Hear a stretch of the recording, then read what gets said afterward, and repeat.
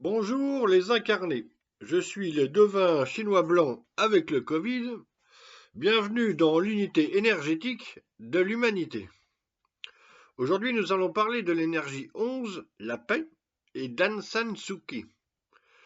Je commence par rappeler mon axiome énergétique que j'ai déjà développé dans une des premières vidéos qui s'appelle Comparaison. Comparaison et raison, quand on sait quand on a établi que deux personnes vivent ou ont vécu dans la même énergie, dans le même hexagramme, ça veut dire, c'est pareil, c'est synonyme. C'est le cas de Nelson Mandela, qui a vécu dans cette énergie 11 de la paix, et d'Aung San Suu Kyi, qui vit encore aujourd'hui dans cette énergie 11 de la paix, la même énergie. C'est d'ailleurs pourquoi, intuitivement, tout le monde le sait, il y a une connaissance intuitive qui est censurée, mais qui existe naturellement chez tout un chacun. C'est pour ça qu'on appelle souvent Aung San Suu Kyi la Mandela au féminin, tout simplement. Donc Nelson et Sue ont effectivement beaucoup d'événements en commun dans leur vie. Par exemple, en passant très vite, mais c'est possible de faire une biographie comparée complète. Euh, Orphelin d'un père chef, Aung San Suu Kyi, son père est assassiné alors qu'il représente la future de la démocratie en Birmanie quand elle a 2 ans. Nelson Mandela est orphelin d'un père qui est chef aussi de leur tribu. La prison pour Mandela, la séquestration pendant de très nombreuses années. Alors Mandela, je sais plus, j'ai plus les chiffres exacts, mais c'est plus de 30 ans, il me semble. Un déchirement entre famille et patrie, euh, d'une cruauté sans nom. Sue en 1991 et Nelson 2 ans plus tard, en 1993, reçoivent le prix Nobel de la paix, quand même. Donc il y a un rôle politique suprême. Mandela affronte l'apartheid en Afrique du Sud et Aung San Suu Kyi affronte la jungle birmane en Birmanie. Bon, Nelson et Sue incarnent tous les deux un espoir démocratique, l'un en Afrique, l'autre en Asie. Voilà pour faire simple.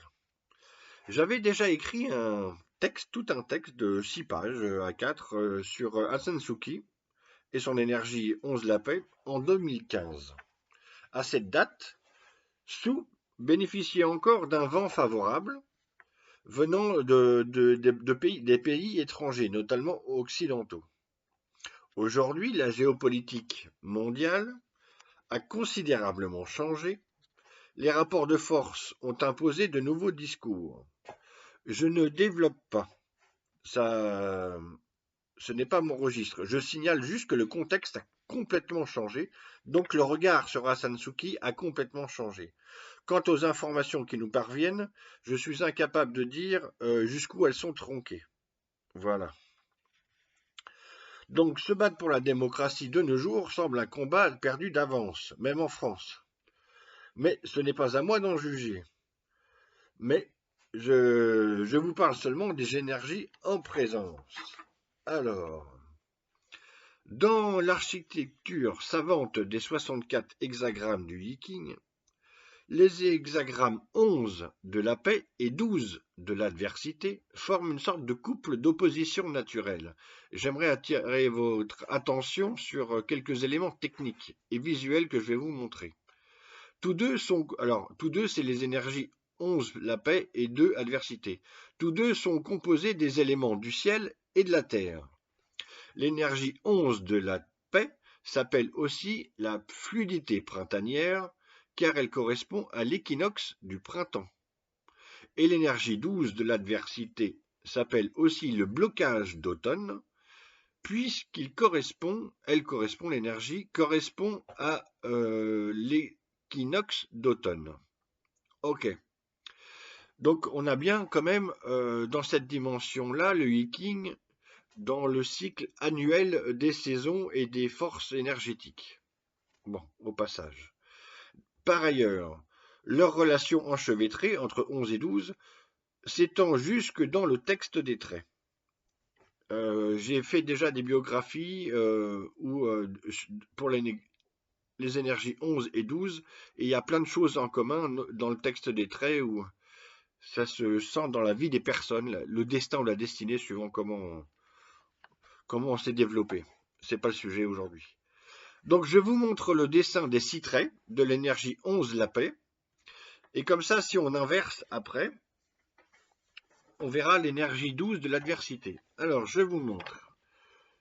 Ça, c'est le dessin des 6 traits de la paix. On a les 3 trigrammes du ciel en bas et les 3 trigrammes yin de la terre en haut.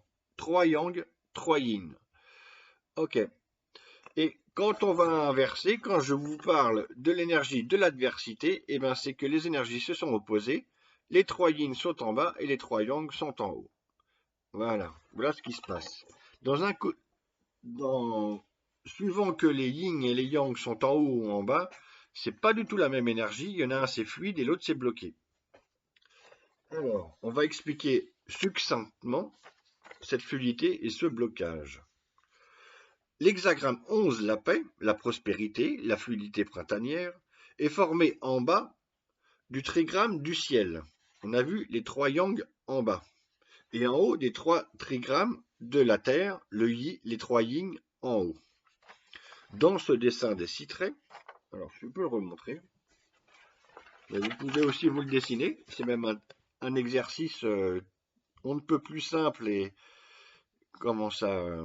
qui va vous faire apprendre plein de choses. Il faut sentir l'énergie qui passe là-dedans. C'est ça la difficulté. Ça, c'est un dessin qui est vivant. C'est pas inerte du tout. Ok. Il s'agit de capter les énergies qui sont dans ce dessin.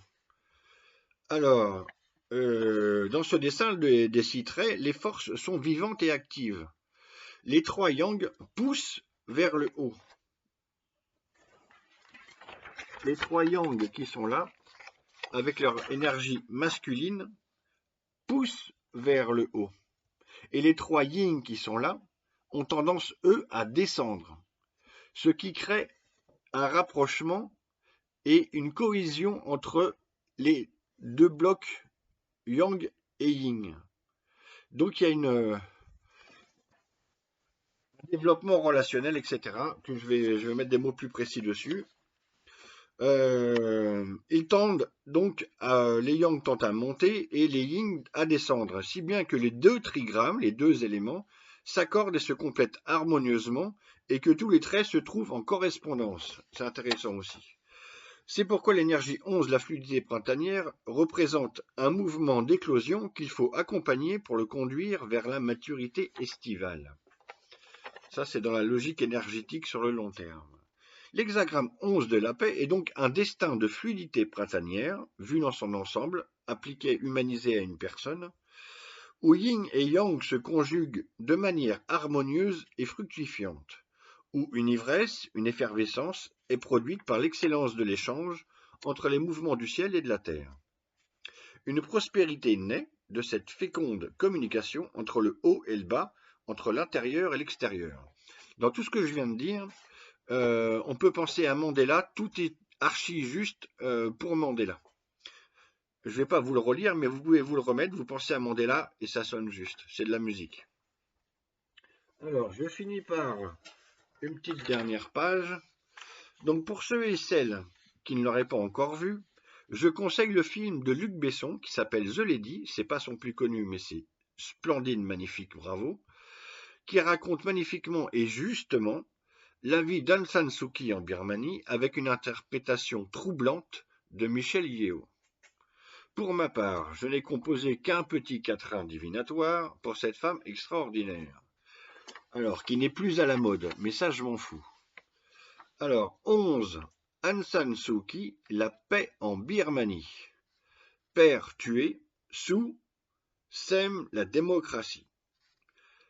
Mandela féminin, très longtemps séquestré, The Lady parachève la prospérité. Voilà pour le quatrain. Enfin, je conclus en citant ma petite liste de devinettes. Alors, ça, je le vire. Ça m'agace beaucoup. D'accord. Alors, je conclus par les devinettes de personnalités connues qui vivent dans cette même énergie 11 la paix. Donc, on a dit Nelson Mandela dès le départ, Aung San Suu Kyi, Joséphine Baker et Pierre de Gaulle, le petit-fils du général, qui vit exilé en Suisse et qui subit la censure du gouvernement non démocratique français, non démocratique dans son intention. Voilà pour aujourd'hui, merci et à bientôt.